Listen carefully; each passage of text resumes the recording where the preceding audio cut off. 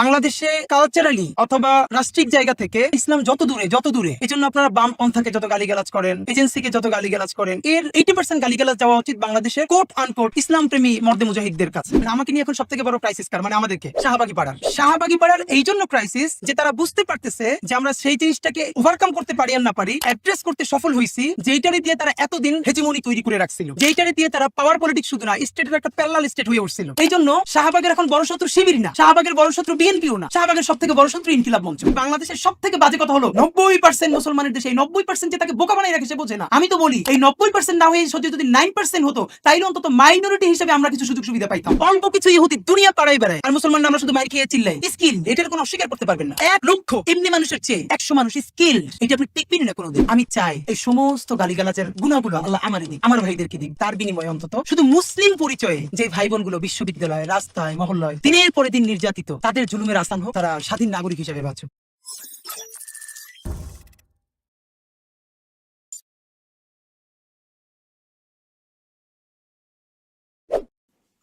প্রথমত হলো আপনারা একটু কষ্ট পেতে পারেন আমার আলাপে, কারণ আমি জানি যে এখানে অডিয়েন্স গ্রুপ কারা, আর এই অডিয়েন্স গ্রুপের সাথে আমার চেহারা সুরতের একটা মিল থাকার কারণে আপনারা আমার অনেকে জাত ভাই মনে করেন।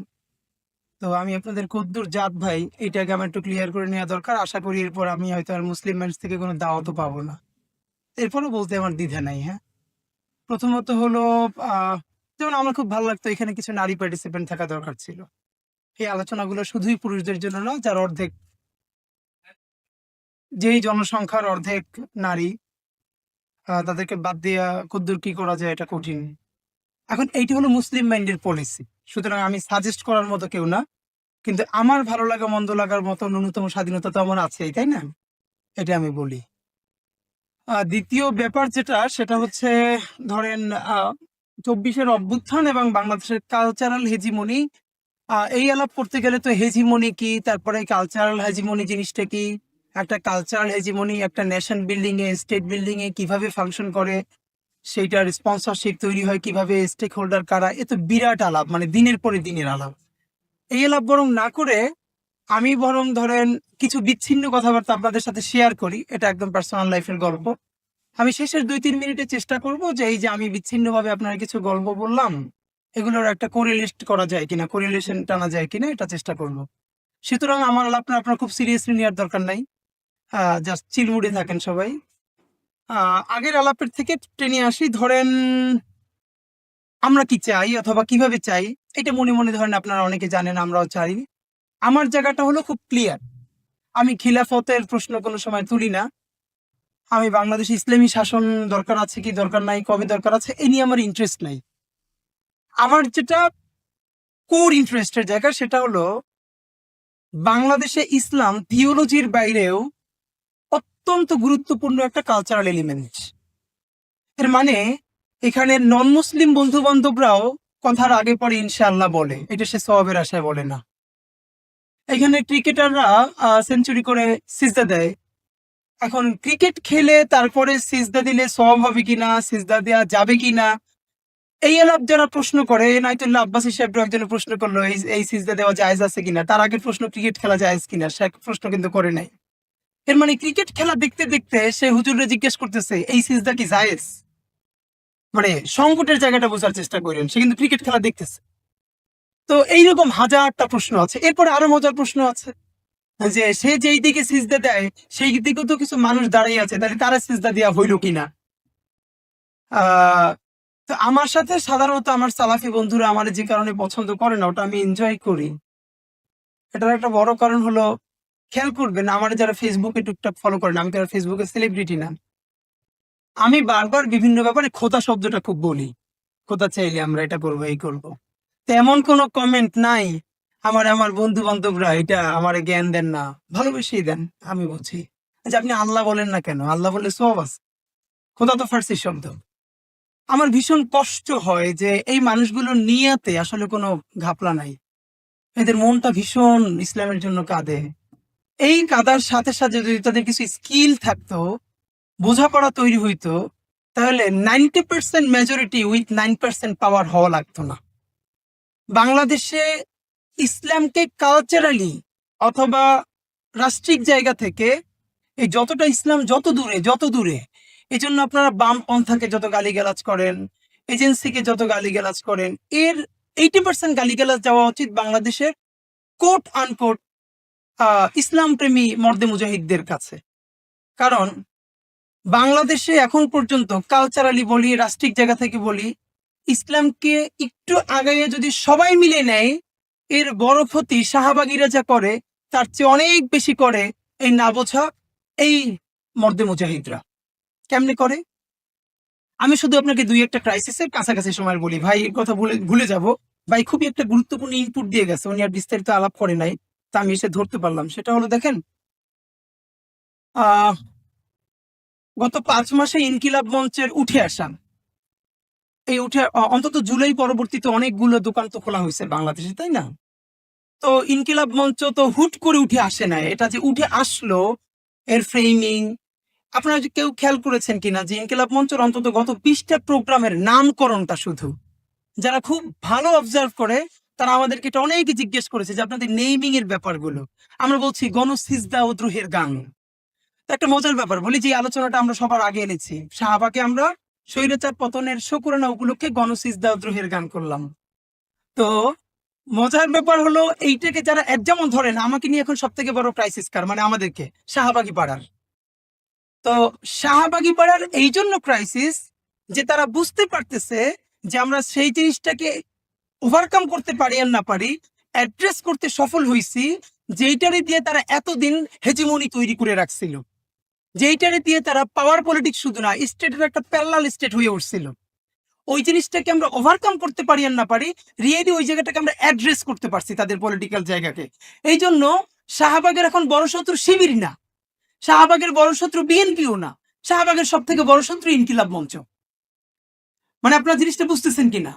কেন আমরা যখন বললাম গণসিজদা ও দ্রোহের গান, একটা টিভি থেকে আমাকে ইন্টারভিউ করা হচ্ছে যে ঠিক আছে স্বৈরাচারের শুকরানা উপলক্ষে আপনারা গণসিজদা দ্রোহের গান, মানে দুইটা বিপরীতমুখী জিনিস না? দ্বিতীয় প্রশ্ন করলো, মজার ব্যাপার দেখেন, যখন সবাই মিলে আমরা বললাম যে আমরা একটা সিজদা দিব সবাই, তো নারী পুরুষ সবাই দাঁড়ালো। আমি আবার বললাম যে আমাদের বোন যারা আছেন আপনারা কাইন্ডলি, এটা যদিও ধর্মীয় সিজদা না, এটা পলিটিক্যাল সিজদা, অজু না থাকলেও সমস্যা নাই, দেয়া যাবে। তো অনেকে আইসা শরিক হইলেন। বোনদেরকে বললাম যে প্লিজ আপনারা এক পাশে যাইয়েন, হ্যাঁ অন্তত। তো ওনারা এক পাশেই ছিল, 15-20 আপু ছিল, এবং এর মধ্যে মোস্ট ইম্পর্টেন্টলি কয়েক আপু ছিল তাদের মাথায় কাপড় ছিল না, তারা ধার করে ওই সময় একটু কাপড় নিয়ে সিজদায় পার্টিসিপেট করলো। এখন মুশকিল হইলো আমার যে প্রশ্নের সম্মুখীন হইতে হয়, এইটা আপনি কি জান্নাত কামাই করে ফেলছেন? উত্তর হইলো আমি জান্নাতের জন্য এটা করি না। আপনি এতে কি কি ইসলামের উপকার করছেন? আমি ইসলামের উপকার করতে চাই নাই। আমি চাইছি এইখানকে মুসলিম যে আইডেন্টিটি অচ্ছুত, যেটা বললে জাত থাকে না, কোনো একটা মানে ফর্মাল সেশনে এই শব্দগুলো উচ্চারণ করলে সেটা শব্দ হয়ে ওঠে না অভিধানের ভাষায়, এই নেগেটিভকে আমরা ভাঙতে চেয়েছি। আমার কাছে এখানে ইসলামকে বা এখানে মানে জান্নাত কামাই করে না। মজার ব্যাপার হলো দেখেন, তো টিভি আমাকে যখন বলছে যে আপনারা গণসিজদা দিলেন, ঠিক আছে, মানে এটা অন্য কিছু না কেন? তো আমি বললাম দেখেন, ফ্যাসিবাদ যে শুধু ক্ষমতা চর্চার ব্যাপার না, এটা যে মননে মগজে কালচারাল প্র্যাকটিসের ব্যাপার, এটার প্রমাণ হলো আপনার প্রশ্ন। বলে এটা কিভাবে? তো আমি লাইভে বলছিলাম, এই জন্য আনকাট করতে পারেন। আমি বললাম দেখেন, আপনি আমাকে প্রশ্ন করছেন যেখানে গণসিজদা কেন, তাহলে এখানেই তো প্রশ্ন হলো গণসিজদা নয় কেন? মানে মানুষ কি কিভাবে আনন্দ সেলিব্রেট করে, কেউ সিজদা দেয়, কেউ দৌড় দেয়, কেউ গান গায়, কেউ মোমবাতি জ্বালায়, যাই যা ইচ্ছা তাই। তাহলে কারো যদি ইচ্ছা এখানে কনসার্ট করবে, কারো ইচ্ছা হলে মাহফিল করবে, কারো ইচ্ছা হলে যাত্রা করবে, কারো ইচ্ছা হলে সিজদা দিবে। তো যাত্রা সাংস্কৃতিক ব্যাপার, কনসার্ট সাংস্কৃতিক ব্যাপার, কিন্তু মিলাদ মাহফিল বা সিজদা কেন ধর্মীয় ব্যাপার হয়ে ওঠে? এরপরে কিন্তু উনি আর উত্তর দিতে পারেন নাই। আমি তখন বলেছিলাম এখানে যার যা ইচ্ছা তাই করবে, এটাকে আপনি আটকাতে পারবেন না। তো সুতরাং যদি মুসলমানরা বলে ওইখানে কনসার্ট করা যাবে না, আমি তার বিপক্ষে। কনসার্ট করা যাবে না না বলে আপনি এত ভালো ভালো মাহফিল করেন যাতে মানুষ এত বেশি মাহফিলে এসে যোগ দেয় যাতে কনসার্ট ফাঁকা হয়ে যায়।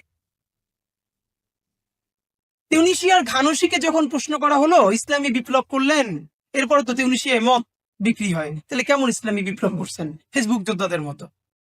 গানুসি বললেন, মদ নিষিদ্ধ করা আমার কোনো কাজ না, আমি মদ নিষিদ্ধ করব না। তাইলে আপনি এটা করলেন কি?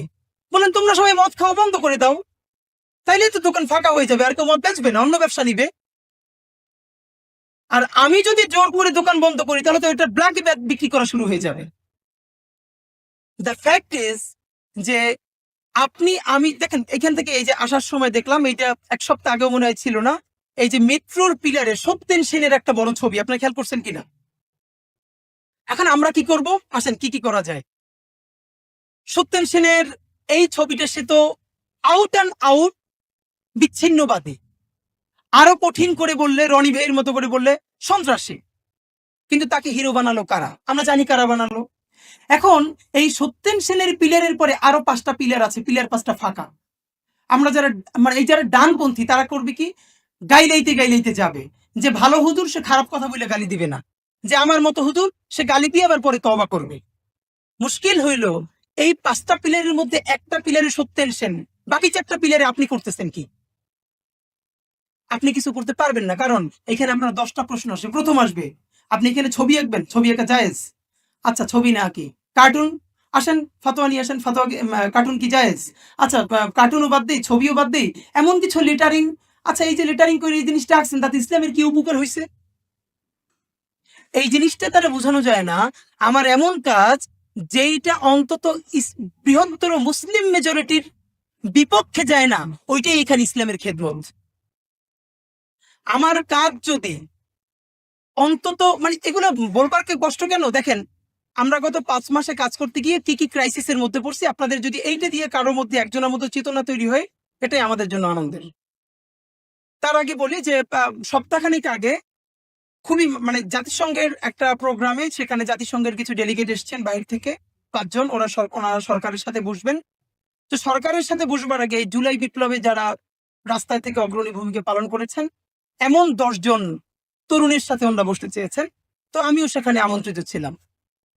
দেখেন, শুধু ক্রাইসিসটা বুঝছেন, বাংলাদেশ না পৃথিবী থেকে বিচ্ছিন্ন কোনো দ্বীপ না। আমি এখন একটা বিরাট কিছু করে ফেললাম, আপনার কারেন্সি কে চালায়? আপনার কারেন্সির রেট ঠিক কে করেন? আপনার স্বাধীনতার সার্বভৌমত্বের ব্যাপারে আপনি একা লড়াই করে পারেন, নাকি আপনার আরো কিছু স্টেক হোল্ডার আছে? মানে এগুলো তো বিবেচনার ব্যাপার। যতদিন না পর্যন্ত আপনি অন্যজনের কারেন্সির রেট ঠিক করে দেওয়ার মতো ক্ষমতা অর্জন করবেন না, ততদিন পর্যন্ত আপনি মীমাংসার মধ্যে দিয়ে যাবেন, আপনি রিকনসিলিয়েশনের মধ্যে দিয়ে যাবেন, আপনি আলাপ আলোচনার মধ্যে দিয়ে যাবেন। এটাই তো হিকমা। যতদিন আপনার কারেন্সি রেট অন্য ঠিক করে দেয়, ততদিন পর্যন্ত আপনি কি বিচ্ছিন্ন হয়ে থাকবেন, নাকি আপনি আলাপ আলোচনার দুয়ার খোলা রেখে যে আলোচনা করে কতটুকু অর্জন করতে পারে? এই এলাপ ভিন্ন পলিসিগত ব্যাপার। সেই গল্পটা বলি। আমরা 10 জন ছিলাম। তো 10 জন বলতে এর মধ্যে 2 জন স্বাভাবিকভাবে যারা, মানে মানে মোটামুটি যারা অন্য ঘরানার, তারা 2 জন ছিলেন। এর মধ্যে থেকে জাহাঙ্গীর ইউনিভার্সিটির একজন, ঢাকা ইউনিভার্সিটির একজন। বাকি 8 জন প্রত্যেকের একটা স্টেক আছে। যেমন এর মধ্যে 3টা ছেলে মেয়ে, ওরা জুলাই আর্কাইভ নিয়ে প্রচুর খাটাখাটি করতেছে, গ্রামে গ্রামে গিয়ে অনেকে আন্দোলনে ছিল। তো ওরা 5 জন এসছে জাতিসংঘ থেকে, যে একদম যারা তৃণমূলে ছিল তাদের কথা শুনতে চায়। প্রথম ক্রাইসিসটা দেখেন, লোক 10 জন, 10 জনের মধ্যে থেকে যে 2 জনকে সাধারণত আপনাদের এই অধিবেশনে বাংলাদেশের মোটামুটি কি বলবো, যে শত্রু না বলি, অন্তত বৈরী মনে করেন, এরকম 2 জন, তারা ধোঁয়াইয়া ইংলিশে ব্রিফ করলো। তারা 2 জন, তাদের যা চিন্তা, তারা যা বলতে চায়, তাদের যা ইনপুট, জাতিসংঘের পুরো প্রতিনিধি টিমকে তারা দুর্দান্ত ইংলিশ বললো। বুঝে, আপনারা নিজেরাও জানেন, কোনো একটা ভাষা যখনই এটা সেকেন্ড ল্যাঙ্গুয়েজে চলে যায় ইন্টারপ্রিটেড হয়ে, তখন তার 50% স্পিরিটও ঠিক থাকে না। এটা তো খুব ন্যাচারাল। এখন বাকি যে ছেলে মেয়েরা আছে, এরা খুবই গুড বয়, আন্তরিকতার অভাব নাই এবং প্রচন্ড পরিশ্রম করছে এই জুলাইকে বাঁচানোর জন্য।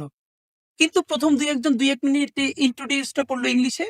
এরপরে তারা শুরু করলো, ভালো করে স্বাচ্ছন্দ্যে বলতে পারছে না, তখন বললো ঠিক আছে তোমরা বাংলায় বলো, মানে ইন্টারপ্রেট করবো অন্য কেউ। তো তারা 5 মিনিট করে বাংলায় বলছে, অন্য একজনের ট্রান্সলেট করে দিচ্ছে। আমি শুনতেছি ও যা বাংলায় বললো, আর সেকেন্ড যিনি এটার অনুবাদ করছেন, তার 50%ও ঠিক মতো ওই মেসেজটা যাচ্ছে না। এত কষ্ট সে রাজপথে করছে, সে যা দেখছে তা বলছে, ঠিক মতো মেসেজ পৌঁছাচ্ছে না। এই বাকি 8 জন আর কর্নারে বসা ছিলাম আমি। সর্বশেষ আমি আবার একমাত্র ইংলিশে বললাম, যে ইংলিশটা ওদের পছন্দ হয়েছে। এর মানে দেখেন, এবার পার্সেন্টেজে হিসাব করেন, এই যে বাংলাদেশের সব থেকে বাজে কথা হলো 90% মুসলমানের দেশে এই 90% যে তাকে বোকা বানাই রাখে সে বোঝে না।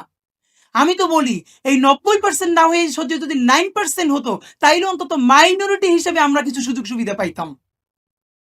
এখন এই 90%-এর গল্প করতে করতে সে কালচারালি 9% মাইনরিটি, সে পাওয়ার পলিটিক্স এর মাইনরিটি, কিন্তু সে নিজেই চিল্লাই বলে হ্যাঁ আমি 90%। ভাই 90% কোথায়, তোমার 9% স্ট্রিক কোথাও আছে? নাই তো।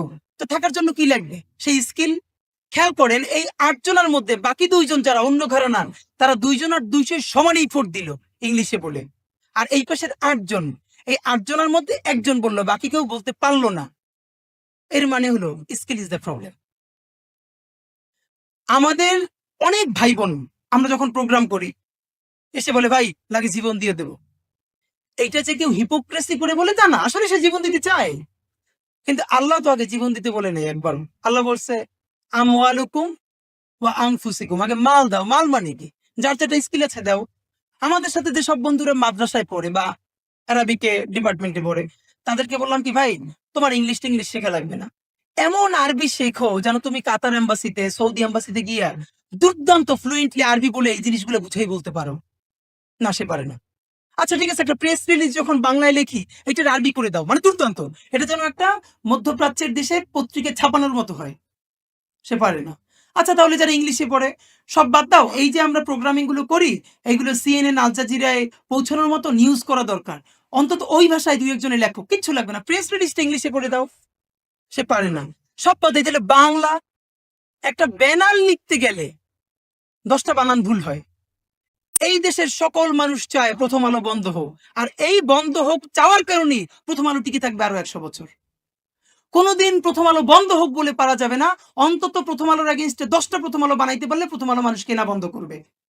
সেইটি করে সে না কি করলো, সে প্রথম আলোর অফিসের সামনে গেল। এই অ্যাক্টিভিজম তো সে বোঝে না, এবং পুরো কোর্টটা এই সরকারকে বাধ্য করছে, প্রথম আলোর সামনে যারা গেছে সরকারকে বাধ্য করছে প্রথম আলো আর ডেইলি স্টারের পক্ষে যাইতে। কিভাবে আসেন? আপনার তো অ্যাক্টিভিজমের ন্যূনতম কিছু ধারণা থাকতে হয়। এটা একদিনে কোনো রেজাল্ট বই আনে না।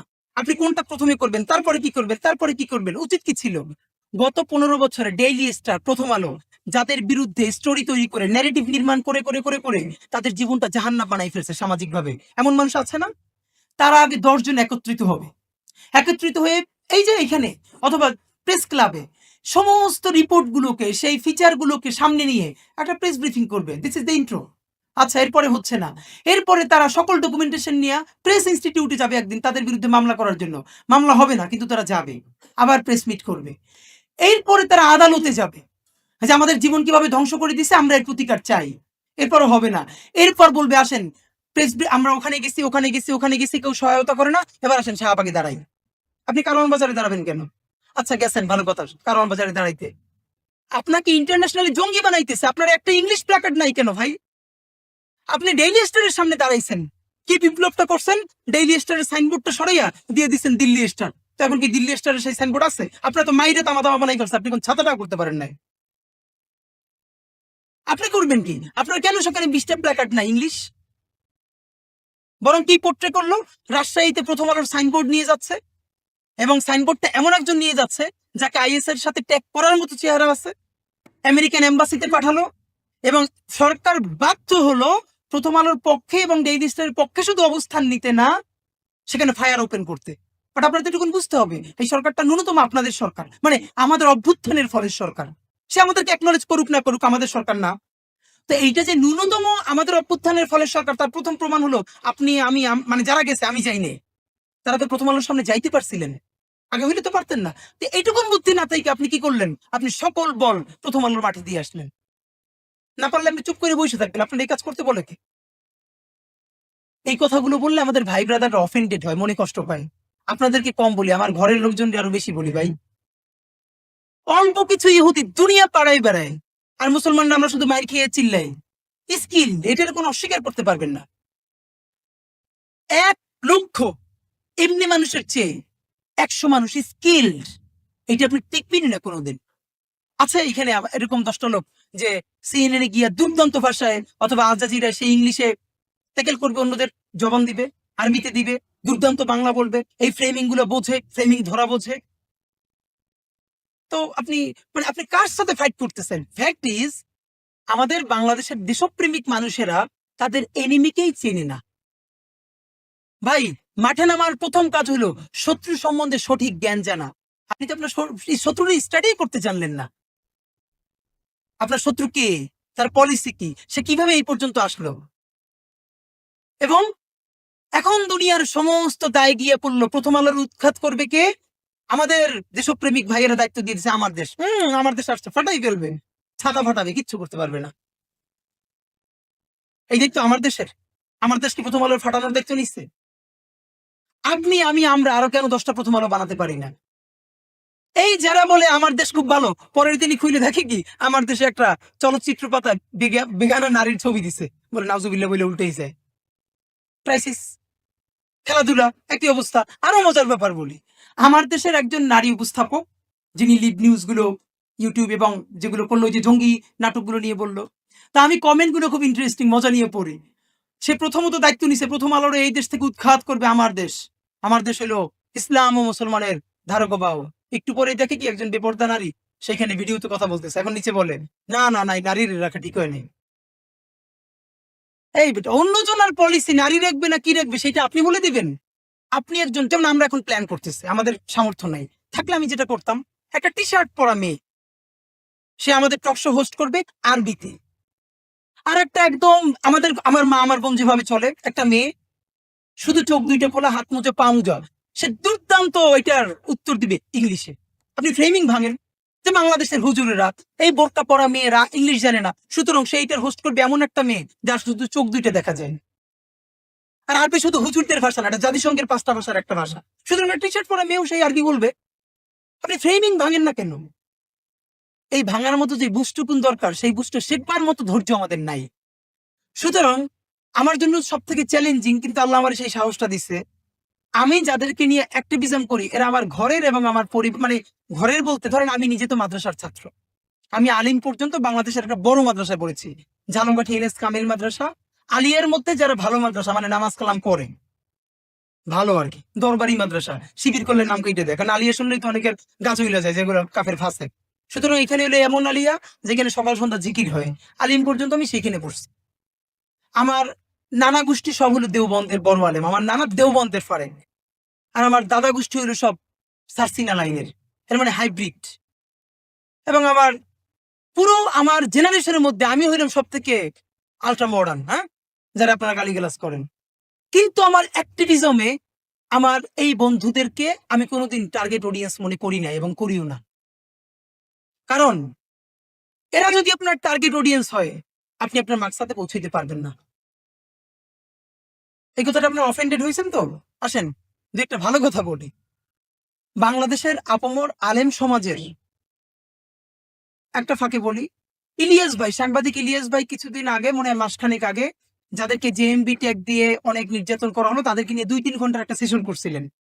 সেই সেশনে আমাকেও একটা সময় ডাকা হলো তখন, এবং জসিমউদ্দিন রহমানী হুজুর ওনারা তখন ওই সেশনে ছিলেন, মুফতি হারুনিজার হুজুর ওনারা ছিলেন। তো ওনাদের সামনে আমার জন্য এই কথা বলা খুব কঠিন, এরপরও সাহস করে বলে ফেলছি। আমি বলছি, দেখেন আপনাদের রাজনীতি আমি পছন্দ করি না, কিন্তু এর সাথে আমি চাই আপনি আপনার রাজনীতি করবেন শুধু এই চেহারা, এই সুরতের কারণে আপনার ট্যাগ দিয়ে জঙ্গি ফালায় বানাই দেওয়া হবে, এইটার বিরোধিতাই আমার পলিটিক্স। এর মানে আমি তো চাই বাংলাদেশে ধরেন কোনো হিন্দু ধর্মভিত্তিক কোনো রাজনৈতিক দল নাই কেন? এই প্রশ্ন আপনারা কোনোদিন করছেন? ইসলাম ধর্মভিত্তিক এতগুলো রাজনৈতিক দল আছে, হিন্দু ধর্মভিত্তিক নাই কেন? এটা তো থাকা উচিত। আপনারা চেষ্টা করেন অন্তত হিন্দু ধর্মভিত্তিক 2-3টা রাজনৈতিক দল করবার, তাহলে কি হবে? আপনারা যত বলেন আমরা মন্দির পাহারা দেই, প্রথম কথা হলো আপনি আমি মন্দির পাহারা দেই এই কথা গর্বের বিষয় না, এই কথার মধ্যেই নিহিত আছে এর মানে মন্দির অরক্ষিত। তাহলে আপনার আমার পাহারা দেওয়া লাগবে কেন? আপনি কি বুঝেন? আপনার যে গর্ব করে বলি আমরা মন্দির পাহারা দেই, প্রশ্ন হলো তোর পাহারা দিতে কইছে কিনা বেটা? রাষ্ট্রের কাজ কি? অথবা মন্দির অবশ্যই অরক্ষিত তাই তুমি পাহারা দিচ্ছ। আপনি যদি 2-3টা হিন্দু রাজনৈতিক দল করতে পারতেন, যেরকম বাংলাদেশেও তো ধর্ম ইসলাম ভিত্তিক আছে, তাহলে হতো কি অন্তত তাদের এই ভয়েস গুলো জায়গা মতো পৌঁছতো। নাম্বার 2, আওয়ামী লীগের হিন্দু কার্ড বন্ধ হয়ে যাইতো। আপনি 2-3টা হিন্দু ভিত্তিক রাজনৈতিক দল যদি করতে পারতেন, তাহলে আজীবন যে হিন্দু কার্ড নিয়ে আওয়ামী লীগ পলিটিক্সটা করে সেটা সে পারতো না। এমনও হইতো সেই রকম একটা হিন্দু দল, মানে হিন্দু ধর্মভিত্তিক দল জামাতের সাথে অ্যালাই করতো, খেলাফত মজলিসের সাথে অ্যালাই করতো, অন্য দুর্দান্ত একটা পলিটিক্স হয়ে যেত। অথচ আমরা কি করবো, আজকে যদি হিন্দু ভিত্তিক একটা রাজনৈতিক দল হয়, আগে তো ওইটা গাইলানো শুরু করবেন, যাও নতুন একটা কাম শুরু করছে। আসেন আর একটা ব্যাপার বলি, ইসকন কি কি করে এটা আপনি আমি আমরা গত 10 বছর ধরে সবাই জানতাম।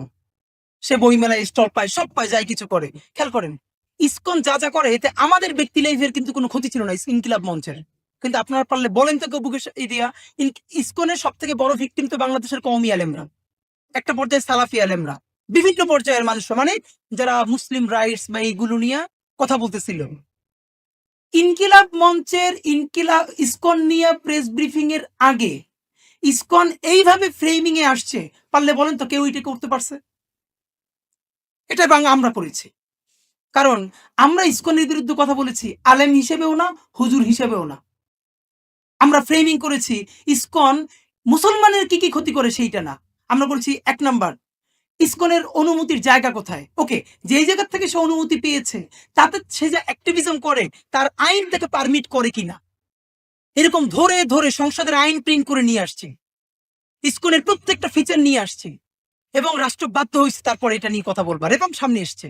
এর মানে আপনি যদি প্রপার হোমওয়ার্ক করে প্রপার অ্যাক্টিভিজম করতে পারেন, অবশ্যই ইনশাল্লাহ এটার ইম্প্যাক্ট তৈরি হবে, আজ হোক কাল হোক।